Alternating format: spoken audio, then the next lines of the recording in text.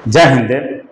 आज हम लोग क्लास 10 का मैथ पढ़ने वाले हैं। प्रश्नावली 3.1 के बारे में, जिसमें दो चर वाले रैखिक समीकरण युग में ग्राफीय विधि से हल करेंगे। तो आइए शुरू करते हैं।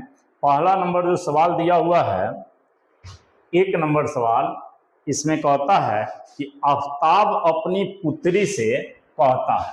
कौन कहता है? आफ्ताब अपनी पुत्री से कहता है कि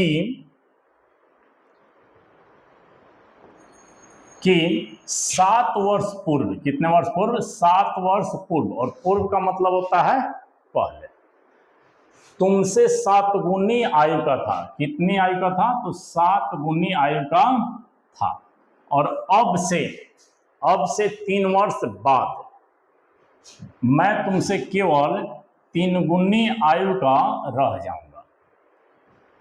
इस स्थिति को बीजीय गणितीय, मतलब बीजगणितीय एवं ग्राफीय रूपों में व्यक्त करना है। सबसे पहले यह जो सवाल दिया हुआ है, इसको दो चर वाले रैखिक समीकरण के रूप में लाएंगे। उसके बाद में ग्राफीय विधि से हल करेंगे। मान लेंगे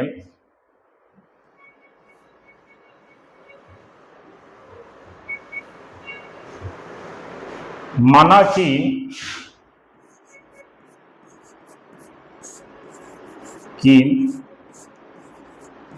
आफ्ताब की वर्तमान आयु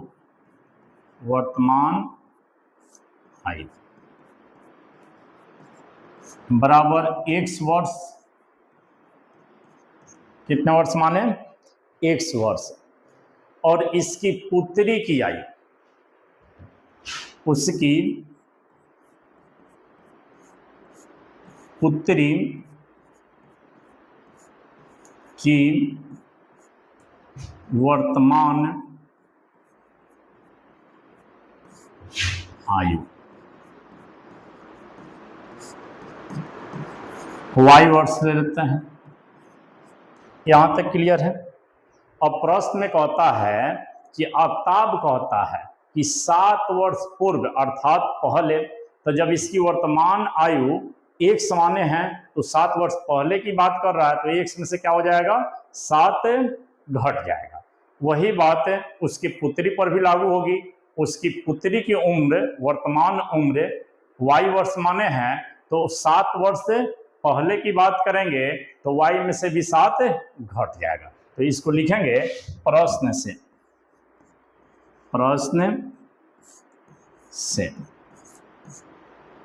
में 7 वर्ष पूर्व की बात कर रहा था, x में से भी 7 घटा लेंगे और y में से भी 7 घटा लेंगे। अब बात कर रहा है यहां पर, आगे जो पॉइंट है कि मैं तुमसे 7 गुनी आयु का था। कितना गुनी? 7 गुनी। किससे? तो वो अपनी पुत्री से। तो उसकी पुत्री की 7 वर्ष पहले जो उम्र थी उसमें 7 से गुना हो जाएगा। और इसका हल करके समीकरण 1 निकाल लेंगे।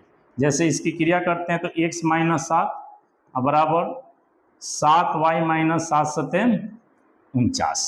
और x y को एक साइड में करते हैं, बाएं साइड में x - 7y, मतलब 7y प्लस में है, बराबर के बाएं साइड में है तो माइनस में जाएगा। माइनस में 7 है तो बराबर के बाद में जाएगा तो प्लस में 7 हो जाएगा। तो -49 प्लस 7, अभी कितना हो गया? x - 7y बराबर -42। यह समीकरण 1 हो गया। क्या हो गया? यह समीकरण 1 हो गया। अब समीकरण 2 निकालते हैं पुनः प्रश्न से।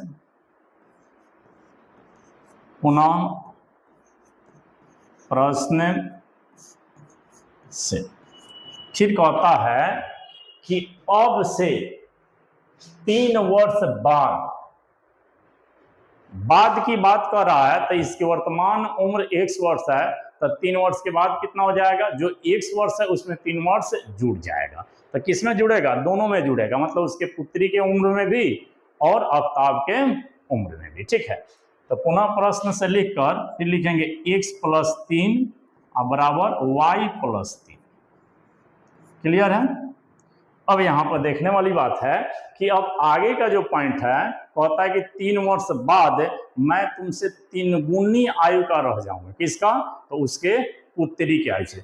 उत्तरी की आयु में क्या करेंगे? 3 से गुना करें। यहाँ तक क्लियर है? किसी को कोई दिक्कत नहीं? चलिए आगे बढ़ेंगे। कितना हो जाएगा? x + 3 बराबर 3 से y में गुना होगा तो 3y और प्लस 3 तिहाई 9। अब 3y बराबर के बाद में प्लस में है, ये वाला प्लस में है तो इस साइड में आएगा तो क्या हो जाएगा? माइनस में हो जाएगा 3y, और 9 प्लस में है और प्लस में 3 है, बराबर के बाद में जाएगा तो माइनस में हो जाएगा। मतलब हो गया कि x माइनस 3y बराबर 6, और यह हो गया समीकरण। क्लियर है यहाँ तक? इस सवाल का हम लोग समीकरण निकाल लिए और यहाँ तक आप नोट कर लीजिए। समीकरण निकालने के बाद में अब इसका समीकरण 1 और 2 का सारणी तैयार करेंगे जिससे ग्राफीय वृद्धि बनाना होगा। तो आगे बढ़ते हैं और यह समीकरण है x माइनस 7y बराबर -42। ठीक है, चलो इसमें एक स्लाइड ले लेते हैं और यहाँ पर समीकरण 1 के लिए देख लेते हैं। समीकरण 1 दिया हुआ है x माइनस 7y बराबर -42। यही समीकरण है ये वाला, x माइनस 7y बराबर -42। क्लियर? अब इसके लिए सारणी बनाएंगे। इतना के लिए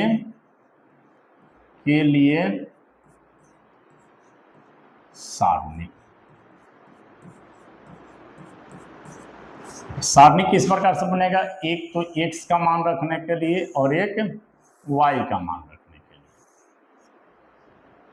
इस हिसाब से हो जाएगा। अब इसमें देखेंगे खंड बना देंगे, यहाँ लिखेंगे x, यहाँ y और यहाँ बिंदुए हो जाएगा x y। सारणी क्लियर और स्पष्ट है? अब देखिए थोड़ा सा ध्यान देने की जरूरत है कि इस समीकरण के लिए, समीकरण 1 है x माइनस 7y बराबर -42, जहाँ x का मान अपने दिमाग से इस प्रकार रखना है कि उसकी क्रिया करने के बाद में y का मान भी एक पूर्ण संख्या आ जाए, अर्थात पूरा पूरा कटा हुआ होना चाहिए, दशमलव में न आए, बटा के रूप में न आए, ताकि ग्राफ खींचने में हमको आसानी हो।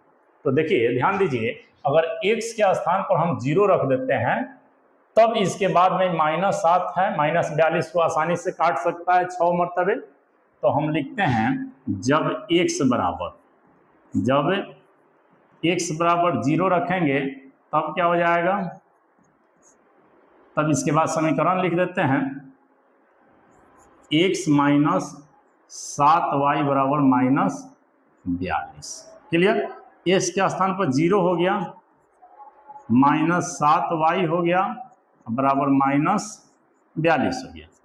देखिए 0 घटे जुटे उसका मान 0 होता है।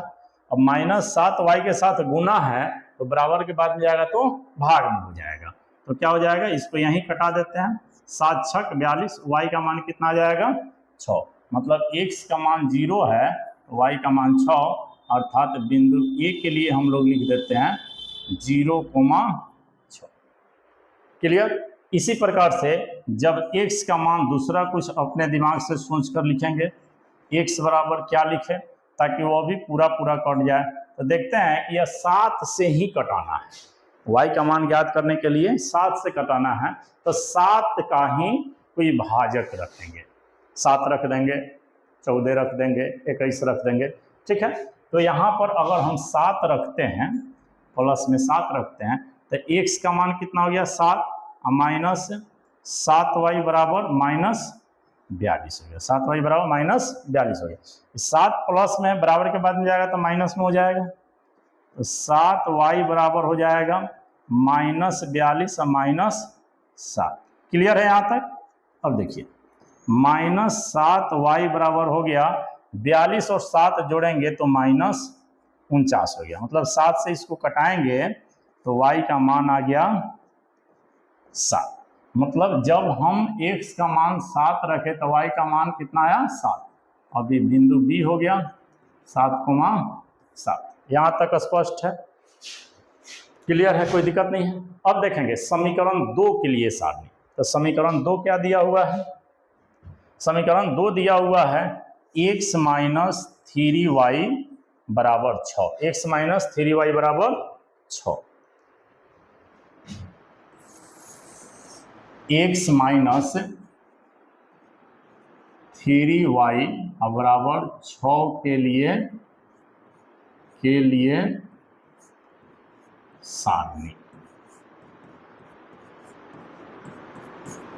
सारणी बनाएंगे इसके लिए इस प्रकार से।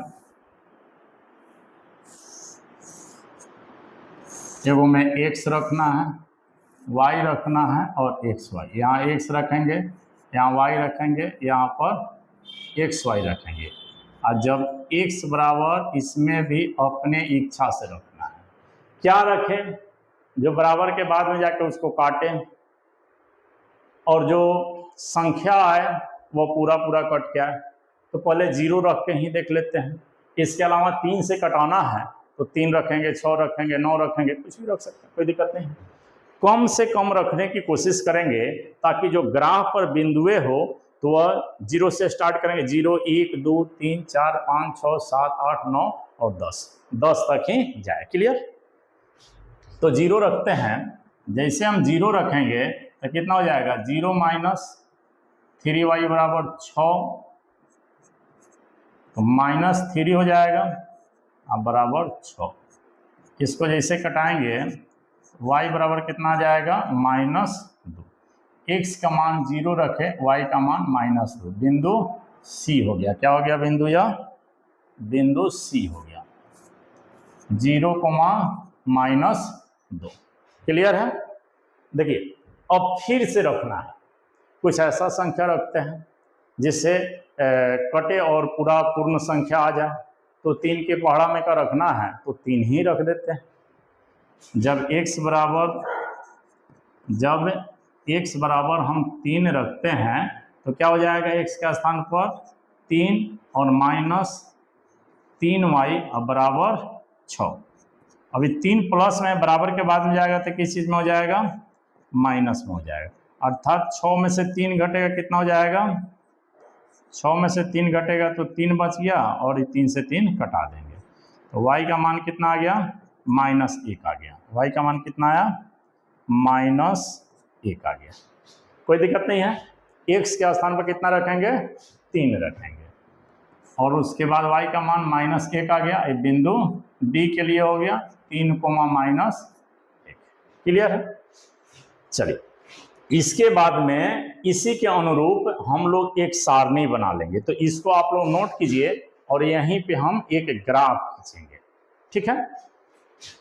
इसको हम लोग मिटा देते हैं।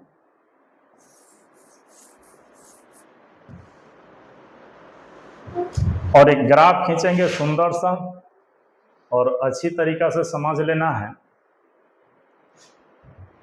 सबसे पहले एक रेखा खींच लेते हैं।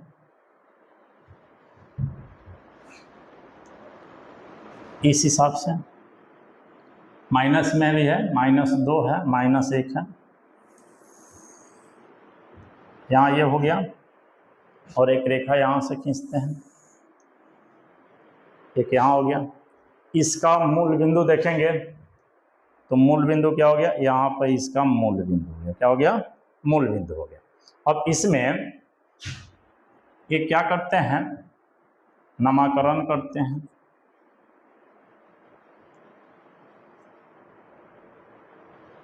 ठीक, मूल बिंदु को 0 कर देते हैं। 0 हो गया।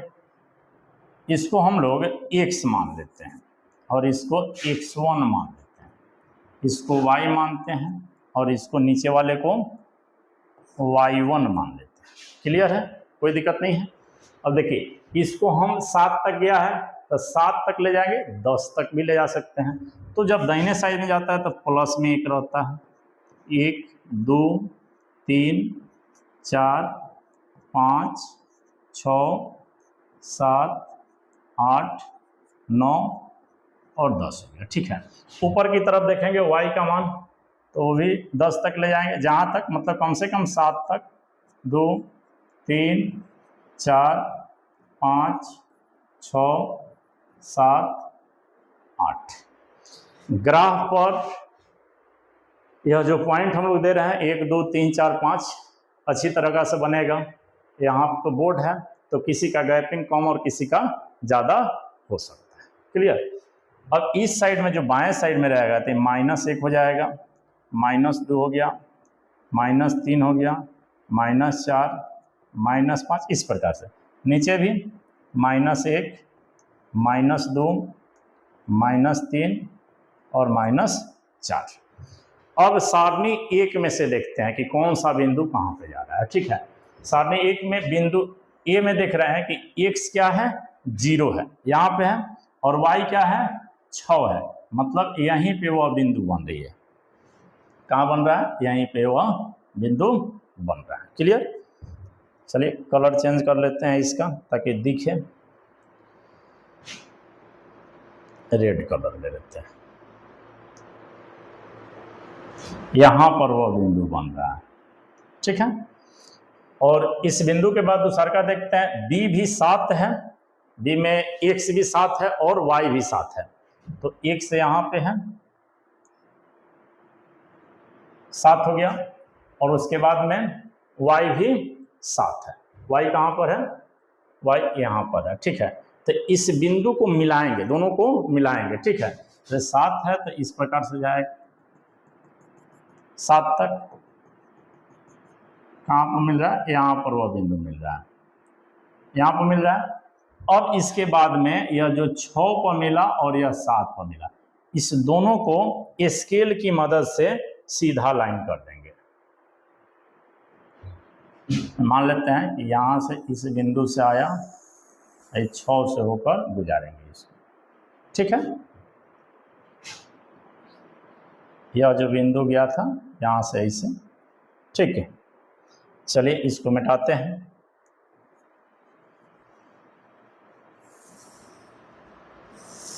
सात के सीखे जा रहा है, यहाँ पर कट रहा है और यहीं से यह 7 पा रहा है। क्लियर हो रहा है, ग्राफ में आप आसानी से देख पाइएगा। अब यह जो बिंदु है जो एक दूसरे पर मिल रहा है, एक बिंदु का मिलान यहाँ पर हो गया, दूसरे का बिंदु का मिलान यहाँ पर हो गया। अब इसके बाद में समीकरण 2 के लिए देखते हैं, तो x क्या है, 0 है, और y क्या है, -2 है। मतलब 0 यहीं पे है और -2 यहाँ पे है, तो यह बिंदु हो जाएगा। क्लियर दिख रहा है, यह बिंदु हो जाएगा। अब दूसरे का नंबर देखते हैं कि D बिंदु का x कितना है, 3 है, मतलब प्लस में 3 है, यहाँ पर 3 है। ठीक है, और उसके बाद में -1 है, y कहाँ है, सॉरी यहाँ पर भी x वाला ही है, इसको मिटाते हैं, रुक जाइए। देखिए यहाँ पर 0 है और यह 2 है, यहाँ पर आएगा y का मान नीचे की तरफ, यहाँ पर आएगा। अब इसके बाद में x 3 है और y -1 है, तो x यहाँ पर 3 है और y -1 है, तो इस दोनों को डॉट डॉट से मिला लेते हैं।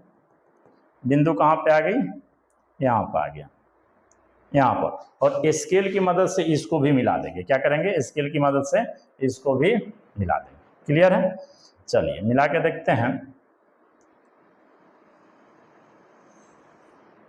आर पर इसको करते हैं,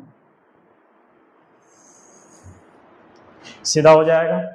अब इस प्रकार से देख रहे हैं कि ये जो दोनों रेखाएं हैं ये कौन क्रम से समीकरण का है, तो यह समीकरण हो गया है, ये वाला जो रेखा है x -7y बराबर -42 का है, -42 का है। और ये वाला समीकरण जो है x - 3y बराबर +6 का। क्लियर है, यहाँ तक किसी को कोई दिक्कत नहीं है। अब इस बिंदु का नाम दे देते हैं, इस बिंदु का नाम दे देते हैं हम लोग। देखिए यह जो पहला वाला बिंदु है, ये वाला मिला है बिंदु ए है, और कौन सा बिंदु है 0 और 6 को मिला रहा है। दूसरा का बिंदु बी है, बिंदु बी है जो 7 और 7 को मिला रहा है, मतलब x भी 7 y भी 7। तीसरा का बिंदु है सी नंबर बिंदु है 0 और -2 है, कितना है 0 और -2 है। और यह डी बिंदु जो मिल रहा है, ये वाला बिंदु, यह कितना है डी वाला बिंदु 3, -1। इस प्रकार से 1 नंबर सवाल का जो कहता है कि आफ्ताब कहता है कि 7 वर्ष पूर्व मैं अपनी पुत्री से 7 गुनी आयु का था और 3 वर्ष बाद मैं अपनी पुत्री से 3 गुनी आयु का रह जाऊंगा, तो उस हिसाब के लिए बीजगणितीय और ग्राफीय विधि से हल करें। तो यह हिसाब हमारा बनकर रेडी हो गया। लाइन को कवर करेंगे, प्रत्येक पॉइंट को आराम से हल करेंगे ताकि आपको पूरा के पूरा समझ में आ जाए, कहीं से कोई दिक्कत ना हो, हर पॉइंट को कवर करेंगे। तो आइए देखते हैं सवाल क्या कहता है। सवाल कहता है कि क्रिकेट टीम के एक कोच ने, क्या है, क्रिकेट टीम के एक कोच ने 3900 रुपये 3900 रुपये में 3 बल्ले खरीदे, मतलब 3 बैट खरीदा और 6 गेंदें खरीदी। कितना गेंदें खरीदी? 6 गेंद। 3 बल्ले और 6 गेंद का कीमत कितना हुआ? 3900 रुपये हुआ। क्लियर? बाद में बात कर रहा है कि उसने एक और, मतलब एक और बल्ले और उसी प्रकार के 3 गेंद 1300 में खरीदी, और इस स्थिति को बीजगणितीय और ग्राफीय विधि से हल करना है। तो सबसे पहले इसके लिए हम लोग समीकरण निकालते हैं। तो मान लेते हैं, माना कि जो बल्ला है, बैट है, बल्ले की जो कीमत है, बल्ले की कीमत बराबर 100 रुपया। क्लियर है? 100 रुपया बल्ले की कीमत मान लिए, तथा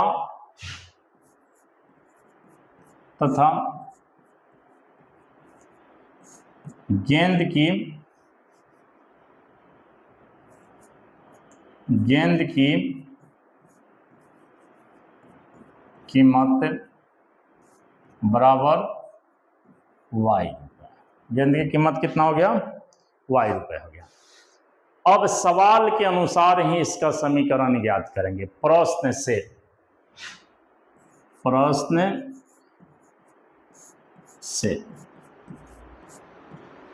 क्या कहता है कि क्रिकेट टीम के एक कोच ने 3900 रुपये में 3 बल्ला खरीदा। एक बल्ले की कीमत 100 रुपया है, माना कि 1 लगा देते हैं यहाँ पर ताकि और आसान रहेगा। माना कि एक बल्ले की कीमत 100 रुपया, एक गेंद की कीमत y रुपया, ठीक है। तो 3 बल्ले के लिए क्या हो जाएगा? 3 100 हो जाएगा, और उसके बाद 6 गेंद है, मतलब 6y हो जाएगा।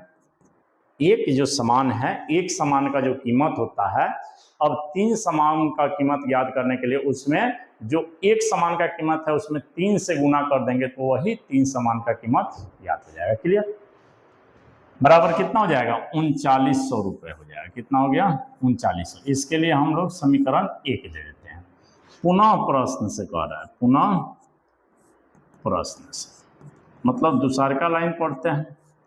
पुनः प्रश्न, दूसरा लाइन कहता है कि बाद में उसने एक और बल्ला और एक और गेंद खरीदता है। कितना में? 1300 में।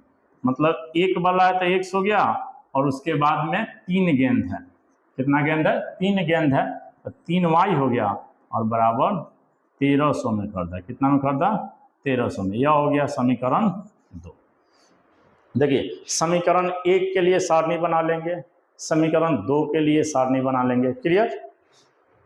समीकरण 1 के लिए सारणी, समीकरण 1 के लिए सारणी, अब एक के लिए सारणी का मतलब हो गया कि समीकरण एक के स्थान पर हम लोग समीकरण पूरा लिख सकते हैं कि समीकरण 3x प्लस 6y बराबर 39, उसको भी लिख सकते हैं। समीकरण एक के लिए सारणी लिख दें वो भी सही है, ठीक है।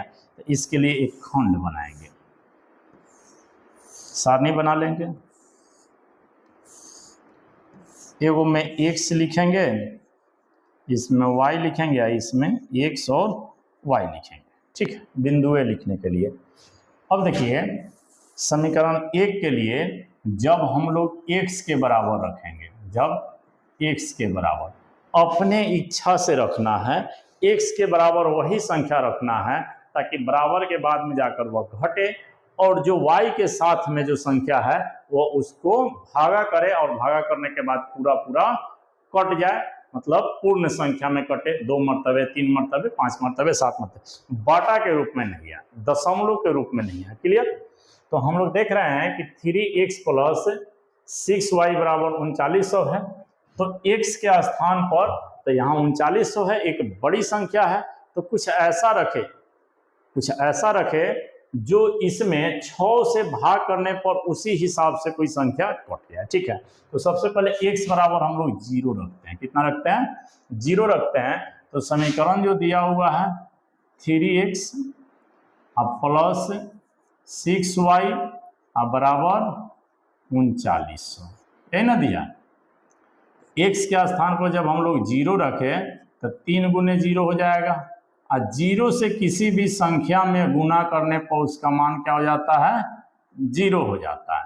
तो 3 से जैसे 0 में गुना किए तो वह 0 हो गया, ठीक है। अब देखिए बचा क्या? 6y बराबर 3900। अच्छा, ये 6 से इसको कटा देते हैं तो y बराबर कितना हो जाएगा? 6 छक 36 होता है और फिर 3 बचेगा, 3 बचे 6 पचे 30, मतलब 650 आ गया। y का मान कितना आया? 650। x हम लोग रखे 0 तो y का मान आ गया 650 और बिंदु ए के लिए है 0 650। क्लियर? बिंदु बी के लिए देखेंगे, जब x बराबर हम लोग रखते हैं, कुछ ऐसा ही संख्या रखना है जो बराबर के बाद में जाकर कटे। x बराबर हम लोग 1300 रख देते हैं। कितना रख दें? 1300, ठीक है। अब 1300 रखने का मतलब है कि जैसे 3 के साथ में 1300 से गुना करेंगे तो 1300 में 3 से गुना करेंगे 3900, कट जाएगा, 0 हो जाएगा, बाद वाला मान 0 हो जाएगा। तो कितना हो गया? यहाँ पर 3x है तो 3 गुने 1300 कर देंगे।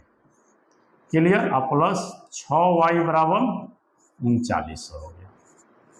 यहाँ तक कोई दिक्कत नहीं है। अब देखिए ये 3900 है, 3900 बराबर के बाद में जाएगा तो घटेगा, तो कितना हो जाएगा?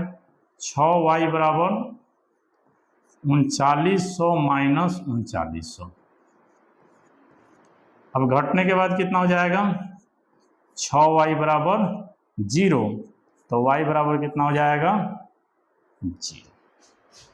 यह जो समीकरण एक के लिए है तो कितना आ गया?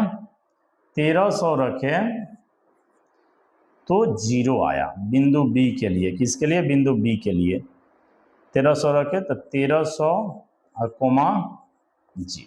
क्लियर है यहाँ तक? अब याद करेंगे समीकरण 2 के लिए सारणी, तो इसको नोट कर लीजिए, इसको मिटाएंगे हम, ठीक है। समीकरण 2 के लिए सारणी बनाएंगे, ठीक है। चलिए इसको यहाँ तक मिटा देते हैं।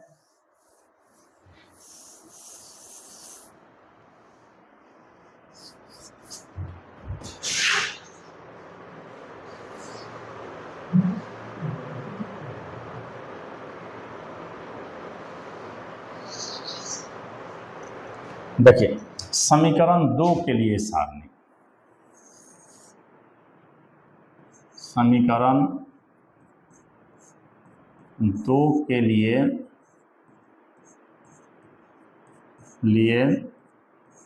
सारणी, यहाँ एक सारणी बनाएंगे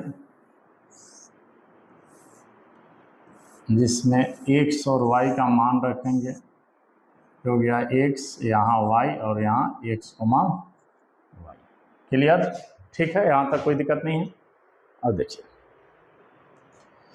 यहाँ पर जब x बराबर रखेंगे, क्या रखेंगे, जब x बराबर, समीकरण 2 के लिए है, तो समीकरण 2 हमारा कौन सा है, ये वाला है। यहाँ x प्लस 3y बराबर 1300 है, उसी हिसाब से मान रख सकते हैं, क्योंकि लगभग क्या पूरा के पूरा समीकरण 1 और 2 सेम ही है, ठीक है। तो हम लोग क्या रखेंगे, x का मान रख देंगे 0। कितना रखेंगे, x का मान 0। तो 0 जैसे रखते हैं तो x के स्थान पर 0 हो जाएगा, प्लस 3y बराबर 1300 हो जाएगा। कितना हो जाएगा, 1300। मतलब y बराबर 1300 में भाग कर देंगे 3 से, कितना निकल के आ रहा है, 650 निकल के आ रहा है। आप इसके स्थान पर कोई भी संख्या जो कटने वाला हो उसको आप लिख सकते हैं। बिंदु सी के लिए 0, 650, क्लियर। फिर जब x बराबर, इस बार 1300 रख देते हैं। जब x बराबर 1300 रखें तो ये हो गया 1300 और प्लस 3y बराबर में 1300। देखिए ये 3y हो गया और 1300 माइनस 1300, मतलब y बराबर हो गया 0/3, कटा देंगे, y का मान आ गया 0। कितना मान आ गया, y का मान आ गया 0। क्लियर है, कोई दिक्कत नहीं। अब समीकरण 2 के लिए जो हम लोग D बिंदु के लिए निकालें, x का मान 1300, y का मान 0 और यह बिंदु D हो गया 1300, 0। अब इसी के मदद से सारणी 1 और 2 के मदद से हम लोग आसानी से ग्राफ खींच सकते हैं, ठीक है। लेते हैं तो इसके लिए x और y का एक आरेख खींचेंगे, इस प्रकार से और इस प्रकार से। इसको हम लोग मान लेते हैं x और इसको x1, y1, क्लियर। या इसका मूल बिंदु हो गया, इसको 0 रख लेते हैं। सारणी में हम लोग देखें कि समीकरण 1 के लिए जो सारणी बनाए उसमें बिंदु A आया 0, 650, बिंदु B आया 1300 और 0। देखते हैं एक बार कितना आया है, 0, 650 और बिंदु B 1300 और 0। तो इसी के अनुरूप उसमें 10 को खंड बनाते हैं, ठीक है। देखिए यहाँ पर कि 650 और 1300 130 के टेबल में आ जाएगा, ठीक है, मतलब उसके गुणनखंड हो जाएंगे, ठीक। तो क्या हो जाएगा, यहाँ पर हम लिखते हैं 130, 260, 339, 520, 650, 780, 900, 10, 1040, 1170 और 1300, मतलब 130 के टेबल में से 10 खंड। इसके बाद ऊपर भी y के तरफ भी यही प्रक्रिया होगा, 130, क्योंकि यह एक बड़ी संख्या है तो 130 लेते हैं, 260, 390, 552, 650, 780, 900, 10, 1040, 1170 और 1300। देखिए माइनस में बिंदु A, B, C, D में से किसी में नहीं आया है, ठीक है। तो इसके लिए क्या करेंगे, माइनस में मर्जी करे तो लिखेंगे, नहीं मर्जी करेंगे तो नहीं लिखेंगे। तो 1-2 ठो लिख देते हैं यहाँ भी, -130, -260, -390। इधर भी x की तरफ है -130, -260, -390 90। क्लियर है। अब देखिए बिंदु ए दिया हुआ है, जैसे हम लोग उसमें क्या रखे हैं, 0 रखे हैं तो 650 आया। कितना है, 0 रखे हैं तो 650 आया है। बिंदु बी में 1300 रखे हैं तो 0 आया है। क्लियर। तो इसके लिए हम लोग x को 0 और y कितना है 650, यहाँ पर की बिंदु ले लेंगे यहाँ पर। ठीक है। और इसके बाद दूसरा का बिंदु बी में है x 1300, कितना x 1300 है और y जो है 0 है। y कितना है 0 है। अब इस दोनों को मिलान करेंगे। क्या करेंगे, इस दोनों का मिलान कर देंगे। ठीक है, इससे मिलाते हैं।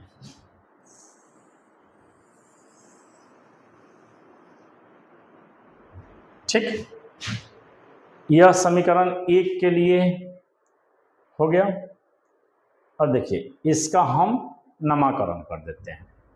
यह हो गया बिंदु ए 0,650, यह बिंदु हो गया बी 1300,0।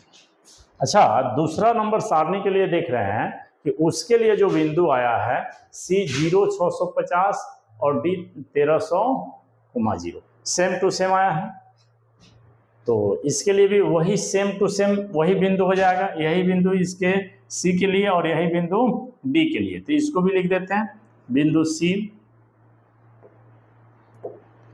सी हो गया 0,650 और बिंदु डी हो गया 1300,0 और दोनों समीकरण के लिए यही आरेख है। क्या है, यही आरेख है। तो इस प्रकार से हम लोग प्रश्नावली 3.1 के प्रश्न संख्या 2 को क्लियर किए। ठीक है, अब देखेंगे 3 नंबर सवाल। तो आइए देखते हैं 3 नंबर सवाल क्या कहता है। सवाल नंबर 3 कहता है कि 2 केजी, कितना केजी, 2 केजी सेव और 1 केजी अंगूर का मूल्य किसी दिन 160 रुपए था। कितना था, 160 रुपए। मतलब यहाँ पर 2 केजी सेव है, 1 केजी अंगूर है, मतलब 3 केजी हो गया। 2 केजी सेव और 1 केजी अंगूर, उन दोनों को मिलाकर 160 रुपया हो रहा है। दूसरा का पॉइंट हो रहा है 1 महीने के बाद में 4 केजी सेव और 2 केजी अंगूर का जो दाम है 300 रुपया हो जाता है। कितना हो जाता है, 300 रुपया। इसको ज्यामितीय वृद्धि से ज्ञात करना है, ग्राफीय वृद्धि से ज्ञात करना है। ठीक है, तो सबसे पहले इसके लिए क्या करेंगे, समीकरण ज्ञात करेंगे। इस भाषा से समीकरण 1 और समीकरण 2 निकालेंगे। मान लेते हैं, माना कि 1 केजी सेब का दाम, सेब का मूल्य 100 रुपया तथा 1 केजी अंगूर का मूल्य बराबर y रुपया। क्लियर है।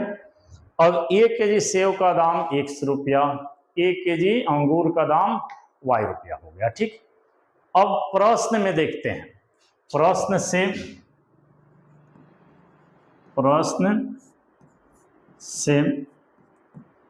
कहता है कि 2 केजी सेव और 1 केजी अंगूर का जो दाम है 160 रुपया है।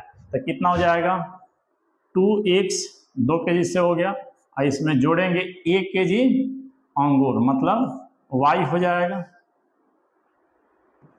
y बराबर 160 रुपये। यह हो गया समीकरण 1। पुनः प्रश्न से फिर प्रश्न से देखते हैं।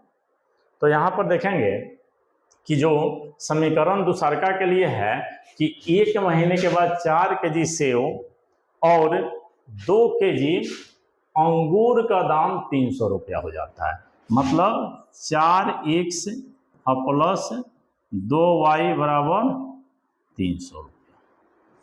यह हो गया समीकरण 2। अब इस समीकरण 1 और समीकरण 2 के लिए सारणी तैयार करेंगे। सारणी तैयार करने के बाद ग्राफ खींचेंगे। समीकरण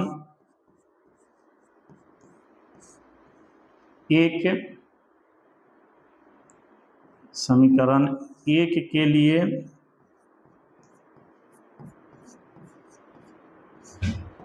सारणी। अच्छा, इसके लिए जैसे हम सारणी बनाते हैं, यहाँ पर यह समीकरण 1 के लिए हो जाएगा x, यहाँ x हो जाएगा, यहाँ y हो जाएगा, यहाँ बिंदुएं हो जाएगी x और y। अब अपने मर्जी से इस समीकरण के लिए अपने मर्जी से x का मान इस प्रकार रखना है से y का मान जो है कम से कम में आ जाए। तो देखिए यहाँ पर 2x है, x के स्थान पर अगर हम 20 रखते हैं तो 20 दूना 40 हो जाता है, बराबर के बाद में आएगा तो 160 में से 40 घटेगा तो कितना बच जाएगा, 120 बच जाएगा। जो ज़्यादा है हम लोग 100 से कम में ही x और y का मान आना चाहिए, उस प्रकार की संख्या को लिखेंगे।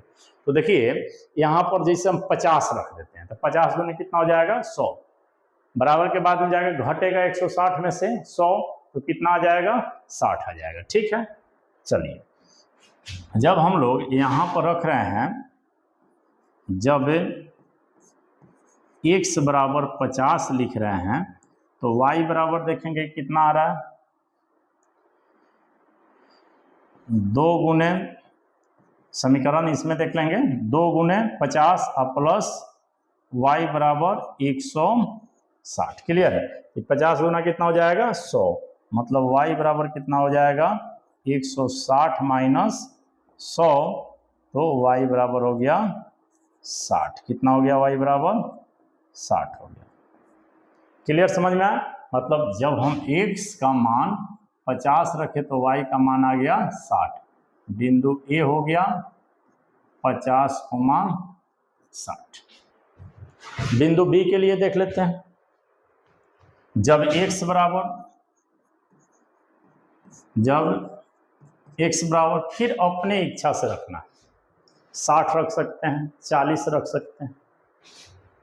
जब x बराबर हम लोग 60 रखते हैं तो कितना हो जाएगा, 2 गुने 60 प्लस में y बराबर 160, तो कितना हो जाएगा, 120 हो गया।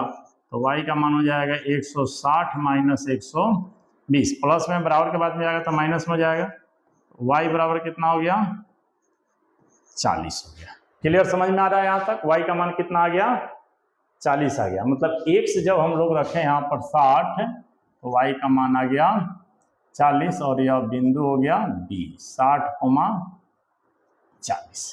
क्लियर? अब देखिए यह तो समीकरण 1 के लिए सारणी हो गया।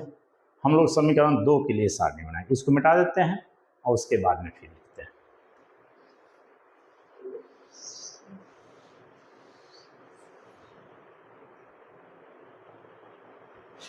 यहां से ही मिटाएंगे। इस चीज को यहाँ पे नोट करना है। हम लोग जगह के कमी के कारण इसको क्या किए हैं कि यहीं पे बना लिए हैं। रुकिए, कहाँ बढ़ गई, जगह की कमी के कारण इसको हम यहाँ बनाए हैं, क्योंकि इस सारणी को रखना है ग्राफ बनाने के लिए। इसके नीचे यह सभी क्रिया बनाएंगे। यह जितना जो दिख रहा है ई वाला और ई वाला इस सारणी के नीचे बनाएंगे, सारणी के नीचे बनाएंगे। ठीक है, यहाँ पे हमको सारणी समीकरण 2 के सारणी बनाना है। ठीक है, चलिए इतना तक मिटाते हैं।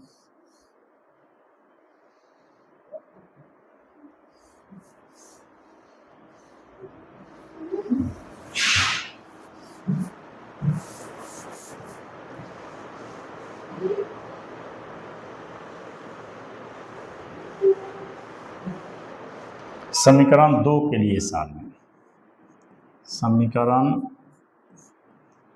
2 के लिए लिए 7। ठीक है, समीकरण 2 के लिए यहाँ पे सारणी बना देते हैं और इस प्रकार से बॉक्स बना देंगे। यहाँ x हो जाएगा, यहाँ y हो जाएगा, यहाँ x, y। ठीक है, यह जो क्रिया करेंगे हम लोग यहाँ पे, आपको यहाँ इसके ठीक नीचे करना है। क्लियर? चलिए अब देखेंगे जो समीकरण है 2 है, 4x + 2y = 300। कितना हो गया? 4x + 2y = 300। यहाँ जब हम लोग x बराबर कुछ रखेंगे, x बराबर मान लेते हैं कि यहाँ पर हम रखना चाहते हैं कि 40 रख देते हैं, तो 40 जैसे रखते हैं तो कितना हो जाएगा? 4 × 40 और प्लस 2y = 300। अच्छा, 40 में 4 से गुना करेंगे 160 हो जाएगा, तो 2y = 300 में से 160 घट जाएगा। क्या घटेगा? 300 में से 160 घट जाएगा, तो कितना बचा? 2y = 140, मतलब 2 से कटाएंगे, y बराबर कितना आ गया? 70 आ गया। जब हम लोग x का मान 40 रखे हैं, कितना आ गया? 70। बिंदु A है, बिंदु C है,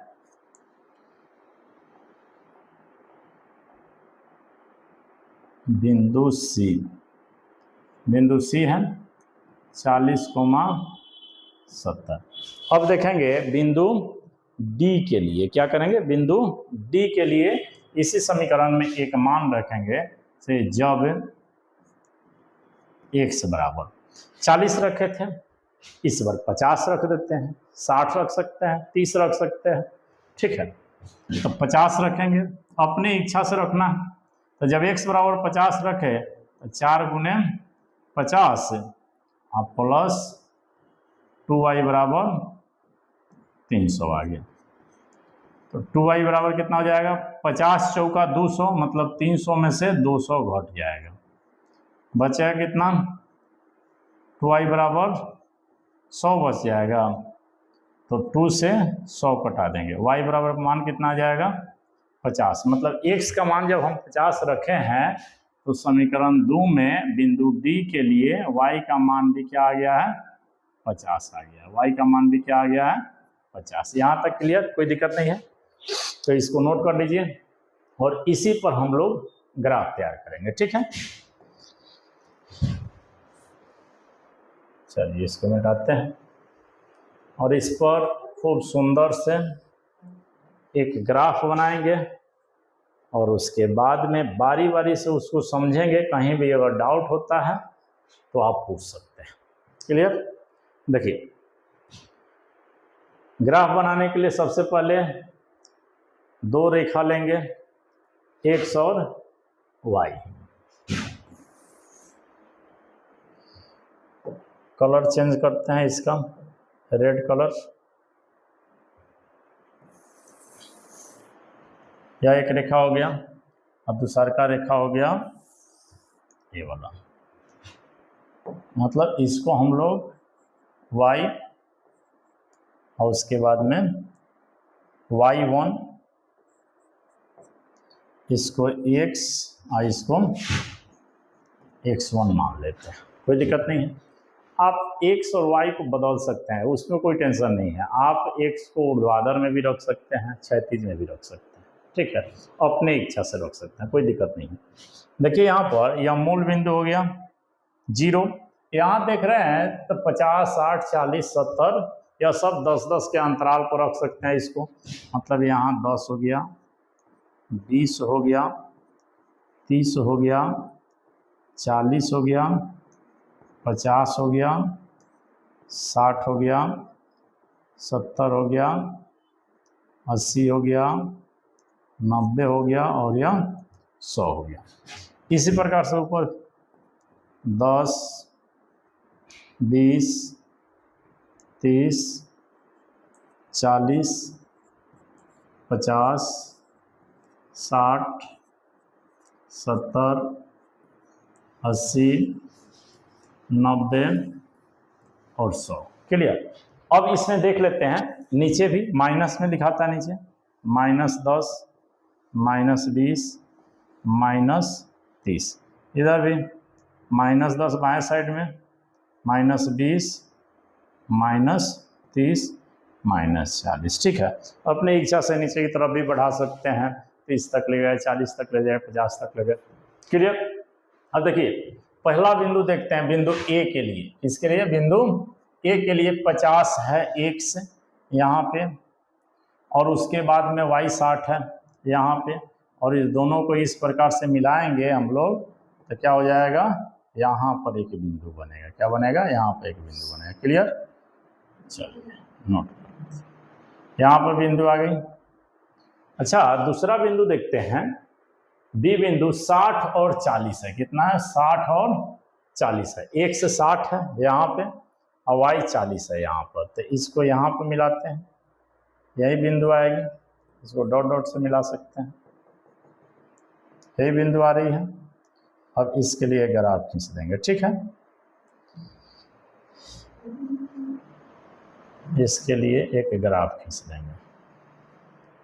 अब इस ग्राफ को इस प्रकार से खींचेंगे, सीधा हो,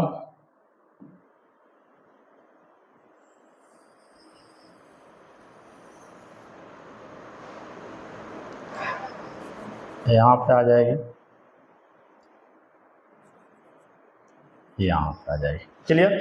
इस बिंदु का नाम दे देते हैं, बिंदु ए हो गया, 50 और 60। बिंदु बी हो गया 60 और 40। क्लियर है। देखिए अब दूसरा समीकरण के लिए जो हम लोग सारणी बनाए हैं, x से 40 आया है, y 70 आया है। x 40 यहाँ पे है, y 70 यहाँ पे है। ये वाला बिंदु और ये वाला बिंदु, बिंदु D और E, इसको यहाँ से मिटा दीजिए।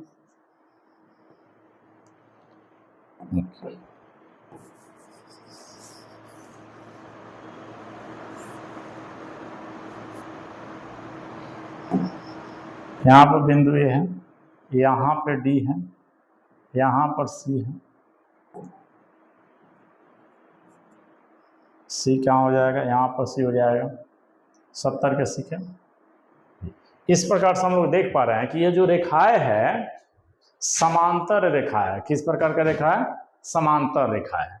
मतलब अगर थोड़ा सा भी स्केल की मदद से इधर उधर अंदाज से खींच रहे हैं तो ये रेखा है। अभी हम लोग कैसे एक एक को बना दिए थे, यह समपाती है, लेकिन फिर हमारा ध्यान आया कि यहाँ पर 70 से थोड़ा सा हट रहा था। क्या हो रहा था, थोड़ा सा 70 और 40 से मिला रहे हैं, और 50 और 50 से मिला रहे हैं, क्योंकि यह आगे तक नहीं जाएगा, आगे जाएगा तो 60 पर आ जाएगा। ठीक है, 50 से 50 पर मिला रहे हैं तो यह अलग रेखाएं खींच रही है, तो यह रेखाएं क्या हो जाएगी, समांतर रेखा।